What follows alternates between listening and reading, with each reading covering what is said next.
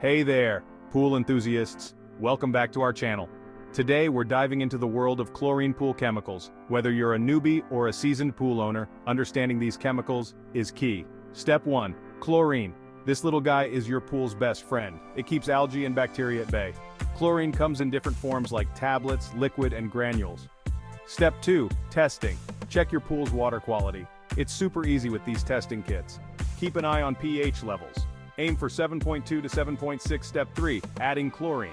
Use a floating dispenser or sprinkle it directly. Don't forget those safety goggles. Make sure it's evenly distributed. Step 4. Shock treatment. It breaks down organic nasties.